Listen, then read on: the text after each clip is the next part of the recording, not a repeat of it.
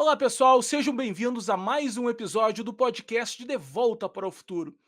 Hoje temos um episódio super especial com a banda Macacos de Bermudas, direto de 3 de maio, aqui no Rio Grande do Sul. Uma banda que nasceu lá nos anos 2000 e continua firme e forte, lançando músicas e fazendo shows por toda a nossa região aqui e no estado. Antes de começar, um agradecimento especial ao nosso parceiro, Basso Straps, que apoia o podcast, proporciona sempre uma correia para cada entrevistado. Tá? Abraço pro Basso aí. Fiquem ligados para conferir essas novas novidades da Basso Strap. Sem mais delongas, vamos conhecer um pouco mais sobre as histórias, as influências, aventuras da Macacos de Bermuda. Com nós aqui, o Rudiero no vocal, a Júlia também no vocal e o Hélio, o guitarrista. Bom dia, pessoal, como é que vocês estão? E aí, bom Bom dia, dia. cara, tudo bem? Grande abraço, abraço Bom a dia, Novos Horizontes. Massa! Não, eu quero citar o resto do pessoal também aqui da banda, o Elisandro nos teclados, Charles no baixo, Coruja na percussão e o Diego Maradona, o novo baterista. É isso aí, né, pessoal? Isso. Uma Bom, pequena banda, só 7 integrantes, né? pô, é difícil hoje em dia é complicado, é bastante gente. Mas eu conheço o som de vocês e fica muito legal. Pra gente começar, pessoal, como é que surgiu essa ideia de formar a banda lá nos anos 2000? Olha, essa ideia tem algumas versões, né? Mas a versão prevalente é de que foi um grupo de amigos, né? Que se reuniu. Estão me ouvindo bem? Sim, Tá. Um grupo de amigos que se reuniu para fazer alguns ensaios, né? Todos tinham algumas outras bandas paralelas na época. Eu me lembro que o Hélio estava vindo acho que era Bad Blues, né, Hélio, se não estou enganado. Aí o Charles, que é o baixista, Químicos Naturais, exatamente, né? Inclusive, demos uma entrevista aqui, isso é um fato interessante, depois tu me chama, eu vou contar uma história, a gente deu uma entrevista aí na Novos Horizontes com a banda Químicos Naturais. Me lembra disso aí que eu tenho uma história para contar. massa. Ah, ótimo. Daí eu me lembro que o Elisandro e o Charles também tocavam, nós tocávamos incrivelmente numa banda de pagode, cara. O Deutsche Pagode, lá em 3 de maio, eu falo lá porque eu estou em Santa Rosa, a maioria é de descendência alemã, né? E daí era legal de ver tudo sobrenome de alemão tocando pagode, né? Então eram dois dessa Deutsche Pagode. Eu vim do mundo dos bailes, né? Eu comecei no rock, mas estava naquela época tocando baile. E a Júlia estava, acho que estava tocando, né, Júlia? Estava tocando com o Hélio. Nós tínhamos a Químicos Naturais. Exatamente. E daí até eu acho que vocês que começaram, e daí me chamaram, né? Quem sabe vocês podem contar melhor os primeiros ensaios, que eu ainda não estava na banda, né? E tu estavas, né, Júlia? Como é que foram os primeiros ensaios aí? Os primeiros ensaios a gente fazia lá naquela casinha da esquina, né, Hélio? Me corrige se eu estiver errada. Lá na Charles. E aí começou você, aí era o Charles, eu, o Elisandro também, né? Tu estava tocando bateria, o Elisandro estava tocando guitarra. Isso faz um tempão, mas ainda me lembro. Fui convidado, quem teve o start inicial de montar o que viria a ser o Macacos de Bermuda foi o Elisandro, o Charles e o Coruja, tá? Que eles estavam no pagode ali, e daí não sei porquê, não estava rolando, não sei porquê, eu estava vindo tocar rock. E daí, vamos fazer alguma coisa, e não tinha baterista. E eu, cara, dava uma arranhada na bateria, assim, eu vou de baterista. E daí, nessa pegada aí, convidei a Júlia, que na Químicos Naturais eu fazia guitarra e bateria, de vez em quando. Na verdade, fazia o que tinha que fazer, porque a gente queria fazer som e não tinha parceria, né? Então, se tivesse que chutar, cobrar o escanteio e correr na área para cabecear, eu estava dentro. E daí eu levei a Júlia. E daí começam os ensaios nessa casa aí, uma casinha do lado da casa oficial, onde o Charles morava. E tinha uma casinha assim, meio assim, tipo, para guardar coisas assim, né? E tinha uma salinha lá que ele cedeu pra gente poder ensaiar. Bom, continuando, pessoal. O nome da banda é bem inusitado. De onde é que veio a inspiração para o nome Macacos de Bermudas? Cara, nome é sempre uma tarefa árdua, né? Quando você tem que escolher. Ainda mais quando tu tem 7 integrantes, né? Para tu chegar num consenso, cara, não foi fácil. Eu sempre me pergunto Mas de a onde gente é que... ficou. Desculpa, Rogério, te cortar. Mas Não, aproveitando o gancho aí, já gente... que tu vai dar a explicação do nome da banda, eu fico me perguntando onde é que saiu o Paralamas do Sucesso. Exatamente, Esses dias a gente entrevistou o Rafael Malenotti e o Carlinhos Carneiro também falou a mesma coisa. Uns nomes inusitados acaba fazendo mais diferença, o pessoal presta mais atenção.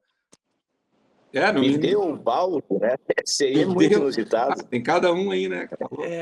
Não, o Carlinhos, ele nunca disse de onde é que surgiu, então, nessa entrevista aí, ele deu mais uma possível de onde é que surgiu o nome Bideobaldi, uma figura, né, cara? Vamos lá, Rogério, então diz aí de onde é que saiu o Macacos de Bermuda. Não, daí fizemos várias reuniões aí, gurizada, vamos escolher, daí fizeram lista de nomes, acho que tinha vários, mas tudo assim, sabe quando nenhum te chama atenção, te marca, e classic rock, enfim, coisas desse tipo, né? Aí fizemos o primeiro show, cara, da banda, que foi em fevereiro de 2001, se eu não estou enganado, e até então não tínhamos nome, e daí nós usamos esse show, ó, pessoal, está aberta aí a enquete, né, para vocês sugerirem nomes para a banda, né? Era num bloco de carnaval, né? Era num bloco de carnaval. Bloco de carnaval, num bloco grande de carnaval aí de 3 de maio. Exatamente. Daí todos subiram no palco, todos de bermuda. Não tinha nenhum marinheiro de primeira viagem, todo mundo já com uma certa experiência musical e banda animada pulando no palco, todos de bermuda, e lá no final do show fomos conversar aí com o pessoal, e um amigo nosso, né, o Nabil, gurizada, mas vocês são tudo macaco velho, né, pulando no palco desse jeito, de bermuda, eu já tenho um nome para vocês, Macacos de Bermuda. Cara, e a gente ouviu isso aí. Cara, mas que nome estranho, né, cara? Não escolhemos na hora, né? Ninguém curtiu. Eu lembro que ninguém curtiu, né, cara? E eu falei, eu acho que, cara, Macacos de Bermuda pra mim é tipo Paralamas do Sucesso, não precisa ter sentido. Quem dá sentido pro nome é a banda, cara. O som que ela faz pode ser o nome do caralho, uma banda podre que não dá em nada, né? Exatamente, que massa, cara. Baita história. E daí, para finalizar, a gente inseriu na lista, aquela lista de nomes, né? E fizemos mais algumas reuniões. E aí, gurizada, o que vamos escolher? E volta e meia alguém falava, mas esse Macacos de Bermuda, é muito estranho, muito estranho. Mas era o nome que mais a gente pronunciava, falava. E daí, quer saber, gurizada, vamos ficar com esse nome aí. Vamos de Macacos de Bermuda. E ficou, e colou, e tá aí 25 anos, né, cara? Que massa, cara. E as influências de vocês, pessoal, como é que foi lá no início? Onde é que vocês refletem a sonoridade de vocês, da banda? Porque vocês têm muitas músicas próprias, né? Hoje temos em torno de 30 músicas autorais, gravadas, né, em CD, enfim, 3 CDs. Mas, assim, as influências, elas foram se completando, né? Com uma identidade, talvez, comum, que é o amor pelo rock, pelos clássicos do rock, né? Acredito que as bandas de referência são aquelas que a maioria das bandas de rock tem, né? Desde Pink Floyd, Queen, Guns N' Roses, também rock nacional, né? Barão Vermelho, Titãs, enfim. E acho que esse é um dos pontos de identidade, apesar de cada um vir com as suas bagagens, com a sua bagagem, com as suas vivências musicais, mas esse é o ponto em comum, né? Clássicos do rock. E como é que surge, como é que é o papel de cada um na banda para fazer as músicas? Quem é que tem alguém que puxa? Vocês têm um núcleo ali que faz e depois passa para os outros? Como é que surge assim as músicas para vocês? Seguramente, assim, o núcleo autoral mesmo da banda, a cabeça pensante é o Hélio, né? nosso guitarrista. A cabeça pensante é boa, né? E o Charles, né? O Charles também tem bastante sons autorais, né? Mas todos já compuseram também. Eu tenho alguma coisa, né? Até o Lisandro, o Coruja, a Júlia também. Mas, assim, Hélio, eu acho que com certeza tu é o nosso cara aí, né? Letrista. As minhas influências, para entender um pouquinho de como seria, aonde que eu fui buscar as minhas influências, né? O que representa o que eu sou hoje como músico, né? E como guitarrista. Eu primeiro teria que contar uma historinha de como eu acabei me tornando guitarrista, porque até então, lá com 9, 10 anos de idade, né? Eu não conhecia, não sabia o que era música, né? Não tinha contato com a música. Né? A gente tem que voltar lá atrás, numa cena assim, que é nos anos 70 e alguma coisa ali. Eu muito guri, não tinha equipamento de som, não tinha rádio, e daí minha mãe tinha uma eletrola. Eu não sei se o pessoal sabe o que é uma eletrola, mas é aquele móvel que tinha um toca-disco dentro. Era um balcão, como se fosse uma cristaleira, né? Que guardava copos, coisa e tal, mas em vez de guardar copos, tinha um toca-disco dentro. Tá? E a minha mãe, não sei por que cargas d'água, arrumou aquele negócio ali e botou um disco lá de orquestras, que minha mãe escutava orquestras, meu pai e minha mãe escutavam orquestras, e daí eu tive o contato com a música. A partir disso, eu fui matriculado na aulinha de violão no colégio, coisa e tal, e estava naquela onda assim de tocar nas apresentações do colégio, mas tudo muito, muito simples, inclusive com a irmã do Rudiero. A irmã do Rudiero, a Juliana, era minha colega no grupinho de música do colégio, que chamava Pirilampos. Tá? E daí nisso veio o Charles, que é o nosso baixista, com mais um outro cara, que era o André, que queria montar uma banda, e perguntaram assim: ô Hélio, como é que tu é o Hélio, né? Tu toca no colégio ali, coisa e tal. E tu gostaria de tocar uma banda de rock? Eu falei, banda de rock, tá. E o que é isso, cara? Ele falou, não, banda de rock toca rock, né, cara? Cara, banda de rock, cara, eu não sei o que é isso, né? Mas eu tô dentro, né? Vamos lá. Ele falou, então, daí o Charles falou assim, então arruma uma guitarra. Tu tem guitarra? Eu falei, não tenho. Então tu arruma uma guitarra e aparece em tal lugar, tal dia que vai estar os caras lá para montar o negócio do rock. Eu saio na cidade, tenho um amigo que tinha uma guitarra, muito simples, não era nem um instrumento assim, instrumento, mas ele tinha uma guitarra e era elétrica, funcionava. Cara, me empresta aí, como é que faz? Não, faz assim, assim, assado, afina, liga aqui, bota o cabo ali, liga na caixa. Cheguei no tal do ensaio. Cara, a gente não se entendeu, cara, porque eu não tocava nada de guitarra, o baterista não tocava nada de bateria, e o Charles não tocava nada de baixo, cara. E eu voltei pra... Cara, o negócio era punk. Eu voltei para casa decepcionado, né, cara? Eu falei, cara, esse negócio não vai dar certo, não tem como. Se isso aí ia fazer rock, cara, eu tô fora. Não tinha um mínimo de acerto ali no negócio. O negócio não funcionava, né, cara? Era uma barulheira, uma esculhambação. E daí, nisso, eu começo com aquela eletrola, né, a cristaleira musical, chamo de cristaleira musical. Eu começo a comprar alguns vinis na época e comecei a escutar o estilo rock. E daí, nesse estilo rock, vem bandas como Led Zeppelin, Ezia, o que mais? Pink, muita banda disco na época, eu escutava bastante, Diana Ross. Daí, depois, na sequência dos anos 80, ali vem Michael Jackson, vem AC/DC, vem The Police. E aquilo ali foi formando a minha cultura musical. Mas eu sempre ouvindo músicas, bandas que tinham guitarristas fodas, entendeu? Porque eu buscava uma referência e uma identidade em cima de bandas que tivessem guitarra.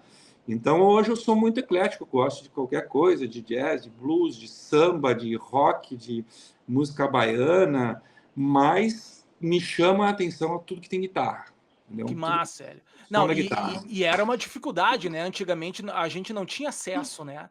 A gente não tinha MTV, não tinha internet, e aqui no interior pouca coisa chegava, né? Era uma luta para conseguir, né? Não tinha nada, cara. Eu vinha caminhando agora, eu estava caminhando e vindo para o nosso encontro aqui, eu estava pensando, cara, como o mundo é fantástico, a tecnologia é fantástica, né, cara? Alguns anos atrás, cara, eu tinha que ligar pro locutor, pedir para ele rodar a música para mim gravar, para poder tirar. E hoje, cara, eu tô conversando com o cara ao vivo pro mundo, né, cara? Isso é muito... A tecnologia, pá, muito legal. Nós, como vocalistas, tínhamos uma dificuldade enorme para cantar em inglês. Principalmente quando o cara não domina muito inglês. Cara, na década de 80, tu não encontrava as letras das músicas. Raramente tu encontrava no encarte do disco, mas não eram todos os discos que tinham lá as letras. Eu cansei de ir na rádio e ficar catando as letras, pedindo emprestado lá pro pessoal, tirava xerox das letras quando achava elas, né? E às vezes não encontrava de jeito algum. Pá, vou ter que tirar de ouvido, cara. Era um caos, né, cara? E escutando um embrumeixo, exatamente, né? Tu se obrigava, né, cara? E hoje, cara, isso está tão facilitado, tem acesso aí, tu acha o que você quiser, né, cara? Meu Deus, cara, hoje tem videoaula de tudo. Ô, Júlia, deixa eu te perguntar uma coisa. Como é que é a experiência de cantar numa banda majoritariamente masculina? Tu bota ordem na casa aí, Júlia? Como é que funciona? Dentro do possível a gente tenta, né? Mas eu já vim meio adestrada de casa, porque eu tenho 3 irmãos mais velhos, então eu já vim acostumada com esse convívio com a galera do sexo oposto, e os guris são meus irmãos, né? Então, às vezes a gente tem umas rusgas e faz brincadeira e tal, mas é tudo de boa. Os guris são muito legais. Que massa, Júlia. Não, banda de rock é isso aí. Presta atenção, a gente briga. Não dá bola para essa carinha isso tem que bonitinha quebrar dela, o não, porque as espírito, garras né, dela filha? são bem afiadas. Mas é que isso eu já vim treinando da galera das antigas, né? Que eu comecei a conviver, sabe? Sim. Dos tempos dos químicos naturais, daí eu já vim treinada desde lá. E essa relação pessoal de vocês aí ajuda ou atrapalha na hora de criar a música juntos? Não, ajuda bastante. Porque tu ter esse contato, ter essa liberdade de conversar. E o Hélio, que é o nosso compositor, né? Às vezes, tô aqui pensando numa música, numa letra, eu me sinto super à vontade de chamar ele no WhatsApp. Cara, pensei num negócio aqui, tive uma ideia e troco uma ideia com ele, daí ele dá o retorno dele e a gente vai construindo e vai conversando, assim, com os guris também, com o Elisandro, com o Rudiero, a gente sempre consegue ter essa liberdade de conversar um com o outro. Isso ajuda bastante, com certeza. E outra coisa, sinceridade também, que a gente tem um com o outro, né? É que nem irmãos mesmo. Se tiver que apontar um defeito, tu vai lá e aponta. Pá, cara, não gostei disso aqui, vamos mudar. E todo mundo, cara, às vezes fica aquela... todo mundo tem a sua vaidadezinha, seu orgulhozinho, aí dá aquelas rusgas, né? Mas no final das contas, acaba sendo melhor porque tu acaba engolindo seco a crítica e tenta evoluir, tenta melhorar. E um puxa o outro dessa forma, né? Sendo sincero, sendo transparente e dizendo as verdades quando tem que ser ditas, né? Então não tem falsidade na banda. Isso que é bom. Falsidade não existe, todo mundo diz na cara, dá as briguinhas, mas depois, no outro dia, já todo mundo amigo de novo e já é 25 anos dessa forma. A fórmula que vem dando certo. Né? Não, banda é isso aí.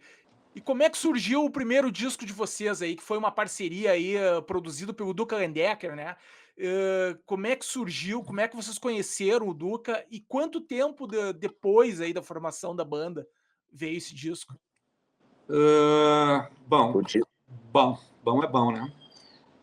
Eu e o Charles, a gente tinha uma vontade muito grande de gravar alguma coisa.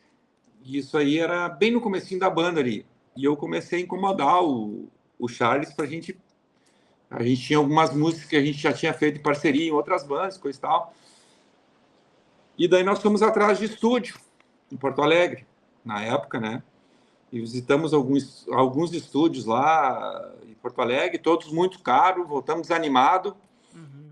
E daí, no meio do caminho, na volta de viagem, assim, eu falei pro Charles, cara, mas E se a gente comprasse os equipamentos aí, vamos comprar um gravador de rolo, né? Que era o que tinha na época, né? Uhum. Mas era muito caro, coisa e tal. Compramos um gravador de rolo e começamos umas experiências na nossa sala de ensaio, que hoje é um lugar que a gente ensaia, tá? E, cara, e nessa vibe de montar esse home studio, começar essas experiências com som, o Elisandro conhece o Duca Lendecker, eu acho que através da Feira do Livro, e faz a ponte. E a gente chama o Duca para produzir o nosso disco gravado na nossa garagem de casa. Então, o Agulhas, que foi o primeiro disco, isso aí a gente já devia ter 1 ano de banda, eu acho, né, Rudiano? 1 ano de banda. 1 ano de banda, 2001 mais ou foi. menos. E daí a gente chama Isso aí. e o Duca vem e fica aí, eu acho que uns 10 ou 12 dias com nós, gravando, produzindo e nos ensinando técnicas de gravação, enfim, dando o know-how para o negócio. Então, o Agulhas, que é o nosso primeiro álbum, acontece dentro desse cenário aí. Massa, cara. E como é que foi essa experiência trabalhar com ele? Também que era a primeira vez de vocês digamos, no estúdio, gravando. Como é que foi essa experiência aí? Cara, coitado do Duca. Coitado do Duca, cara. Para ele, acho que foi traumática. Para ele foi traumático, cara. Acho que ele nunca me mijou tanto na vida, porque eu era responsável pela técnica, né, cara? E eu não entendia bolhufas nenhuma de nada, eu só tinha vontade de fazer, né, cara? E daí ele falava os negócios, a gente não entendia, não conseguia fazer. Cara, era tudo experiência, cara. Era tipo experience mesmo, não tinha o que fazer, cara. E ele, cara, puta, ele é um músico renomado, de sucesso na época, né, cara? E veio na parceria, veio no amor pelo negócio, mas ele achou que ia ser mais fácil, cara. E foi pedreira, mas ele fez sair, cara, ele conseguiu. Cara, vocês são quase uma banda punk dos anos 80 lá. Mais ou menos isso aí, cara. Não, Tipo, eu era bem jovem também, inexperiente, né? Tá louco, cara. Isso era no começo de tudo, assim. A gente sabia tocar alguma coisinha mais ou menos, assim, cara. Mas entrar em estúdio, metrônomo, equipamento, técnica, a gente não tinha nada. A gente era muito, muito cru, assim. Mas a gente tinha muita vontade, entendeu? Tinha muita atitude. Só faltava o resto, né? E esse resto acabou vindo, eu acho que agora, com o passar dos anos, né? A gente vai amadurecendo. O legal é que vocês deram a cara para bater, vocês queriam fazer, foram lá e fizeram, né, cara? Não tem essa de ficar esperando, né? Não tinha, cara. O não a gente já tinha, né, cara? O não a gente já nasceu com ele. Tá certo. Né, cara? Então, dali para cima era só melhorar, só tentar alguma coisa que desse certo, né, cara? E vocês Foi um aprendizado muito grande, né? E vocês ainda têm algum contato com o Duca Lendecker? Sim, até este ano a gente dividiu o palco, abrimos o show para ele na Expofeira, em 13 de maio, né? Aí conversamos bastante no camarim. Cara, gente finíssima. Foi um prazerzaço. Lembramos daquela época. Prazerzaço rever o Duca, cara. Que massa. Foi legal mesmo. Não, o Duca é super Continua com a mesma humildade de sempre, né? Um queridão, né? Impressionante, assim. Todo músico passa por perrengues de estrada, né? Qual é a história que vocês têm aí, uma história engraçada, inusitada, que vocês já viveram nesses 25 anos de banda aí? O Hélio deve ter alguma coisa para contar aí, Hélio. Cara, eu tenho um monte de coisa, mas eu queria contar uma coisa relacionada a Novos Horizontes, entendeu? Que eu acho que era bem engraçado e que tem a ver comigo e com a Júlia. A Júlia já tá rindo porque ela sabe o que eu vou contar. A gente foi dar uma entrevista, que eu acho que foi até uma vez que a gente tocou no boliche, não é, Júlia? Eu acho que foi. Faz tanto tempo. Sei lá, o nome da banda era Químicos Naturais e nós fomos dar uma entrevista a Novos Horizontes. E daí vem aquela pergunta que todo mundo faz o porquê do nome da banda, né, cara? Uhum. E daí eu não me lembro quem era a pessoa que nos entrevistou na época, isso faz muito tempo atrás, né? E daí a pessoa perguntou assim, mas por que Químicos Naturais? apologia a drogas, né, químicos naturais. Eu falei, não, tem nada a ver com droga, cara, é que a gente consegue, químicos naturais, que a gente consegue transformar a música em merda. Por isso que a gente era tão ruim, né, cara, que a gente conseguia deixar a coisa pior do que já estava. Cara, eu acho que vocês eram uma banda punk, cara. Que massa, cara. Mas nessa eu não tava. Não, isso foi há 1000 anos, né? E deixa eu perguntar para vocês outra aqui. Tem alguma música do início da carreira de vocês que vocês ainda tocam, que se tornou um marco para a banda, assim, lá do começo? Cara, dos covers, acho que tem várias. A gente tá no setlist desde o primeiro show, nunca mais saiu. Não, mas eu digo música própria de vocês. Música própria?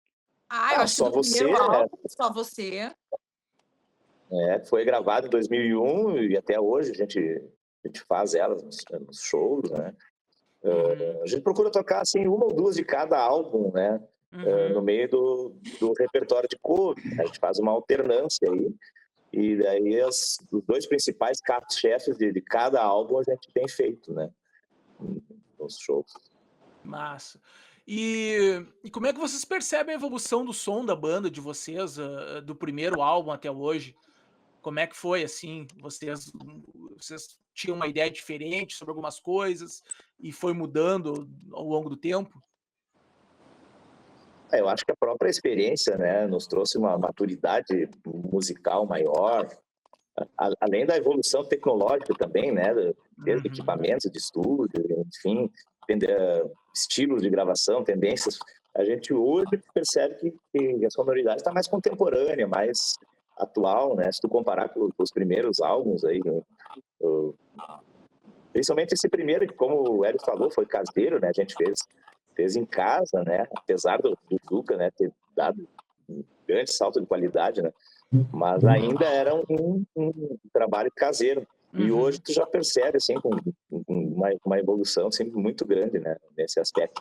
Mas a essência ainda permanece a mesma, né? Aquela pegada oitentista com algumas pitadas aí contemporâneas para não se desgarrar das tendências de hoje, né? Julie, algum show inesquecível que vocês já fizeram pelo público ou pelo lugar? Alguma situação especial que tu lembra no palco? Olha, cara, acho que dos últimos tempos aí, um show que eu curti muito foi o show que a gente fez aqui, o último show no The Black Bar. Tava público legal, casa lotada. Acho que foi um dos dias recordes de público, né, do The Black. Se me corrijam se eu estiver errada. E é sempre legal tocar aqui em Santa Rosa, né? O pessoal aqui da região curte muito o show da banda. Quando a gente toca também em 3 de maio, nas feiras ali que acontecem. Cada show é especial, né? Porque sempre tem alguma coisa diferente, né? Nenhum show é igual ao outro. Tu tá com um astral diferente de um show pro outro. Então, cada show é único.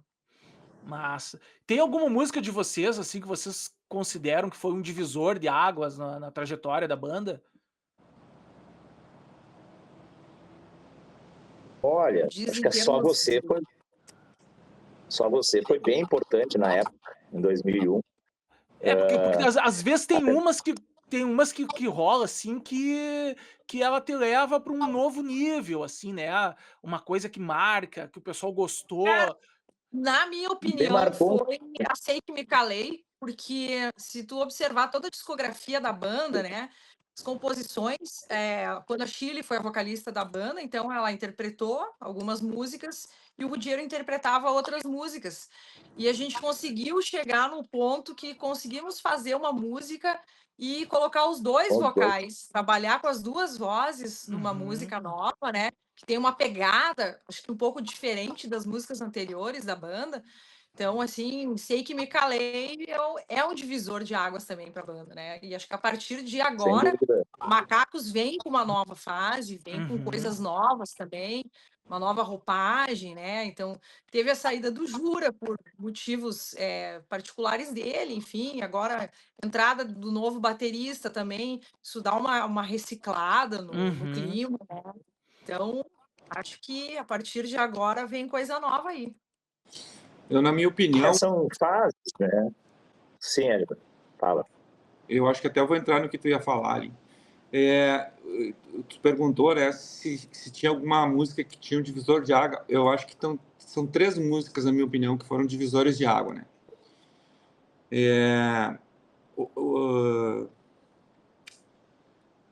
Só Você, tá? Só Você foi a primeira música nossa que rodou, foi a primeira composição nossa que rodou, né? E eu me lembro de, como você perguntou para a Júlia, algum show que te marcou. Eu me lembro que a gente chegou num show, acho que foi em Criciúmal, né? Criciúmal, na feira, um domingo.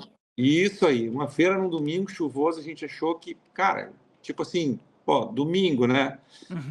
Chuvoso, não vai ninguém numa feira, né, cara? E a gente foi para dentro do camarim lá, e quando a gente saiu, cara, a lona tava lotada, devia ter, sei lá, 2.000 pessoas, algo nesse sentido aí, talvez 3, uma lona gigante. E, cara, e a galera pedindo Só Você. Só Você. Legal. E, por incrível que pareça, a gente não sabia tocar a nossa música.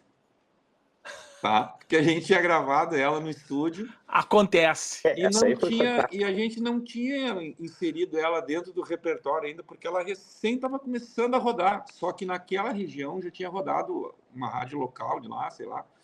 Já tinha feito a música rodar pra caralho. E daí quem salvou o nosso foi o Elisandro, cara. O Elisandro pega um violão e faz uma capela com a Shirley, tá? E daí quando eles vão pro refrão, assim, e que todo mundo canta junto, né? Só você que me faz ficar assim. Cara, eu me atraquei numa choradeira, cara, porque é uma emoção, assim, tu vê as pessoas cantando a tua música, né? Que massa. Esse foi um divisor de águas, tá? Que legal. A outra música que eu acho que é um divisor de água, talvez os meus companheiros concordem ou não, é a Curvas da Estrada, né? Interpretada pelo Lugero. Ali foi uma outra fase fantástica também, cara. É uma música que tocou bastante, toca bastante, né? E a Sei Que Me Calei, que é agora essa fase do dueto e do novo baterista e das novas influências e do nosso amadurecimento como banda, como ser humano, como cidadão do mundo, né? Então fica bem explícito assim na minha cabeça as 3 fases da banda, né? Baita momento, cara. Que legal, eu imagino. Mas essa aí de não botar música no repertório, eu já vi vários outros músicos contando a mesma coisa. Que às vezes tu não espera, daí tu chega lá e os caras pedem e tu passa por esse perrengue. Mas é isso mesmo. A gente não tinha noção de que a música já tinha adquirido essa proporção, sabe, Antônio? E para ver a importância do trabalho das rádios, né? Sim. Ainda mais naquela época, né? O alcance e assim a potência que é você ter um trabalho rodando numa rádio. Tanto que a gente foi pego de surpresa e não sabia executar a própria música, né? A gente ficou com vergonha lá na hora, mas por sorte, né, conseguimos salvar fazendo essa capela aí que o Hélio mencionou, né? Mas foi um momento realmente único para nós. Massa, cara. E durante esse tempo aí, a música mudou muito nos últimos 20 anos. Como é que vocês veem a transição dos CDs para o streaming? Olha, um desafio muito grande, né? Porque é um outro conceito de divulgação, e até da forma de gravação também. E como a gente é ainda da época analógica, né? Para nós, assim, foi está sendo um desafio, né? Que a gente tem que se adaptar a uma realidade, a uma tendência, né? Mas eu acho que não deixa de ser uma evolução, porque hoje em dia tu não precisa mais gravar um álbum completo, né, para você conseguir divulgar o teu trabalho, né? Você grava um single, coloca no Spotify, no Deezer, no YouTube, e você já pode ter uma projeção que talvez tu não teria nos tempos idos, né? Naquela época, tu tinha que gravar o álbum completo, daí demorava mais, tu ficava aí meio refém aí da gravadora, do estúdio. Agora tu grava uma coisinha bem feitinho, lança um single e já tá lá, né, cara? E a acessibilidade também para qualquer um, hoje qualquer um consegue acessar. Então, nesse aspecto, acho que foi uma evolução muito grande e para nós tem sido bem gratificante. Mas vocês acham que melhorou, dificultou? Porque Não, antes... facilitou muito, né? Porque hoje, facilitou. com as redes sociais, tu Uhum, cria um perfil artístico, tu pode convidar as pessoas para te seguir de casa, né? Com o teu celular. Tu não depende mais somente das rádios para tocar o teu som, para ter aprovação, né? Entre aspas, como se precisava há anos atrás. As pessoas têm mais liberdade de procurar músicas, escolher o que elas querem ouvir. E é uma coisa que é gratuito, né? Tu consegue divulgar o teu trabalho gratuitamente. Antes tu precisava pagar valores aí para, enfim, exorbitantes, para tocar a tua música. Então acho que facilitou bastante para o artista. Mas ao mesmo tempo, né, se não tiver um investimento em cima da música, tu não, né, tu não consegue manter aqueles streamings por mês ali no Spotify, né? Também. Aí tu chegou no tendão de Aquiles, cara. E esse é o desafio. Eu acho que, Esse é o desafio. minha opinião, né? Vamos falar, sei lá, quanto aos streamings, né? Muito fácil, né? Muita coisa sendo postada, tá? E talvez isso às vezes talvez isso atrapalhe um pouco, porque como tem muita coisa sendo postada todo dia, às vezes muita coisa boa acaba passando batida e desapercebida. Talvez isso para mim, tá? É um ponto negativo. Porque antigamente esse filtro de trazer, abre aspas, as coisas boas, quem faziam eram as gravadoras. Certo? A gravadora meio que já filtrava, chegava lá no produtor, chegava com a tua demozinho, largava na mão do produtor, o produtor tá, não, cara, é o seguinte, isso aqui não vou gravar, não vai pegar. Então muita coisa já vinha meio que pré-pronta, assim, pré-moldada, né? Hoje a gente tem total liberdade de gravar qualquer coisa do jeito que a gente quiser e como quiser, e ninguém implica nisso aí. Mas o ponto negativo é que tem muita coisa sendo divulgada. Esses dias eu vi um dado ali, eu não sei de precisar qual é o número, mas tipo assim, ó, que o Spotify lançava, sei lá, 100 mil músicas dia novas, entendeu? Cara, é muita coisa, é muita coisa. Tem muita coisa boa aí, mas tem muita coisa que às vezes não é tão boa. Então, fica complicado. E o filtro, quem faz, hoje em dia, é o algoritmo, né? Você, muitas vezes, acha que vai pegar alguma coisa, mas o algoritmo não entende da mesma forma, né? Quando que dá engajamento, quando que não dá, e tem muita estratégia, muita técnica também para trabalhar na internet, né? E para nós, assim, confesso que é uma coisa que gera uma dificuldade, até porque a geração nossa não tinha isso, né? Então, hoje em dia, às vezes, você tem que contratar algum profissional para poder fazer essa parte do marketing digital, que não é fácil, né? E que não depende só da qualidade do trabalho, e sim engloba uma série de outros aspectos que precisam ser observados para que dê certo. Enfim. Não, é por aí mesmo. Eu tô no meu horário aqui para buscar a Júlia na escola. Vocês vão prosseguindo e quem sabe eu consigo retornar? Não, a gente prossegue. Eu tô quase no finalzinho, não tem problema, Júlia. Tá. A gente te agradece aí. Obrigado, Júlia, pela tua participação, hein? Tá, valeu. Eu que agradeço o convite aí. Apareça por aí, por Santo Anjo aí. Pode deixar. Beijão para todos. Valeu, querida. Obrigado. Valeu, obrigada. Tchau, tchau. Tchau. Pessoal, e quais são os próximos projetos da banda? Algum single novo? Qual é o caminho que a banda vai fazer agora? O single novo é Sei Que Me Calei, né? Que foi gravado este ano. E em cima disso aí a gente está pensando também em gravar um DVD, né? Estamos já, inclusive, ensaiando para isso, contendo as músicas. Eu digo DVD, mas na verdade não é um DVD, mas é um trabalho de imagem, tipo uma live, né? Mas assim, em estúdio, e que tu possa mesclar covers com músicas autorais, né? E tem uma tendência que a gente tem visto aí do pessoal gravar shows, ensaios ao vivo, shows ao vivo, com covers, né?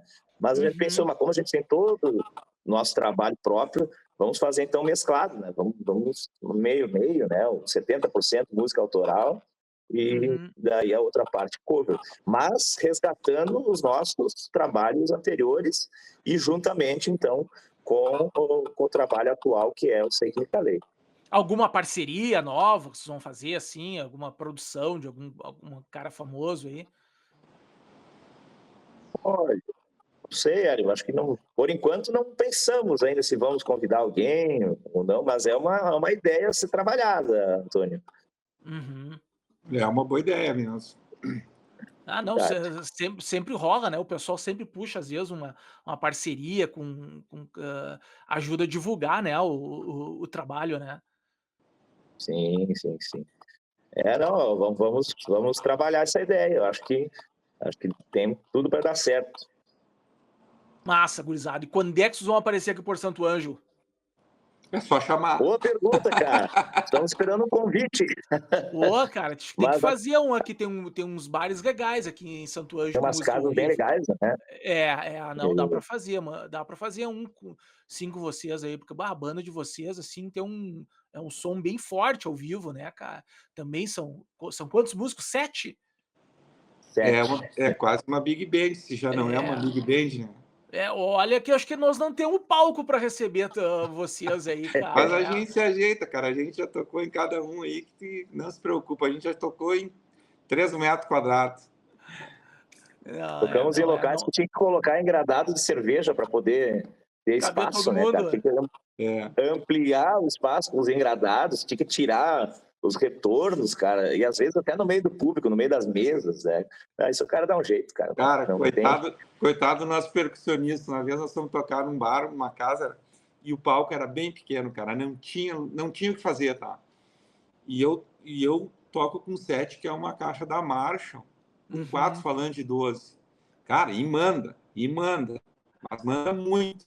E não tinha onde botar o Coruja, cara. E ele se obrigou a tocar o show inteiro sentado na frente da minha caixa, cara. Pô, ele deve ter perdido ali tranquilamente uns 30% da audição só naquela noite ali.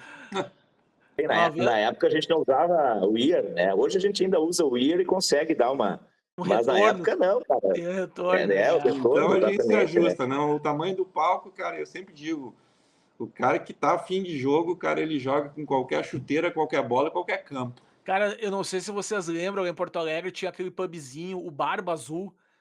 O palco, cara, era a bateria e aí sobrava um espaçozinho assim pro vocalista parar na frente, cara. Era minúsculo o palco, sabe? E aí toda hora o vocalista meio que às vezes acabava caindo do palco. Mas minúsculo, o palco muito pequenininho, mas lotava, era bem legal. Bom, pessoal, essa casa é lá dos anos 2000, acho que não existe mais, nunca mais ouvi falar. Mas essa é a essência do rock and roll, né, cara? Sei lá, é essa confusão, essa junção. Quando a coisa que eu mais curtia era quando eu ia nos shows de rock, quando eu era guri, cara, era estar no meio da pista, cara, pulando com a galera e fazendo aquelas roda punk, cara, era massa. Quanto mais cheio, mais atrolhado, melhor. Não, nós pegamos uma época boa aí, né? Porque anos 80, anos 90, a nossa região que teve muito show legal, né? Nossa. Era outro tempo, né? O pessoal não tem mais essa experiência, né? Vinham bandas, aquelas bandas que a gente escutava no rádio, vinham tudo aqui para nossa região, né? Mas, cara, tem para te dizer que eu acho que isso aí uma hora muda, entendeu? Porque as pessoas são cíclicas, né? Se tu for pensar assim como uma tendência de moda, entendeu? Uma coisa que que outrora estava fora de moda, agora passou a ser moda novamente, né? E eu uso um exemplo muito legal que eu vi esses dias, que o cara falando num podcast, ele falou assim, ó, pô, na década de 60, 70, os caras entravam para dentro do estúdio, né? Os músicos entravam para dentro do estúdio e falavam pro técnico assim, cara, a gente quer tudo de mais tecnológico e atual que você puder nos passar, porque a gente quer fazer um monte de experiência, né?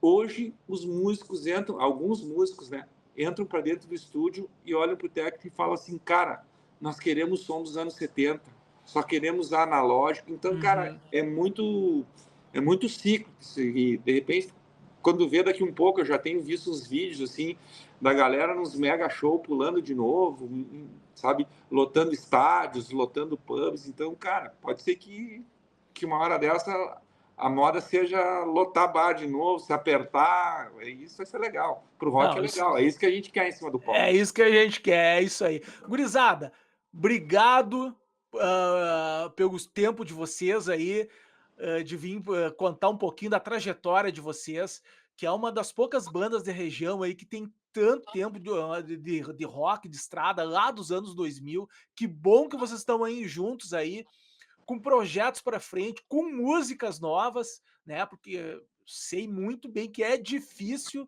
a gente fazer, emplacar músicas próprias, não é fácil. Brigadão, Rudiero, tá? Brigadão, Hélio, pelo espaço aí. Quando vocês puderem, vamos tentar marcar uma aí e trazer toda essa banda aqui para Santo Ângelo. Só quero agradecer aqui ao nosso apoiador, as correias da Basso Straps, dizendo que cada convidado vai ganhar uma correia aí. Só escolher, mandar o modelo para nós, que a gente vai estar enviando para vocês, tá? Abração. Quiserem fazer uma despedida aí, por favor.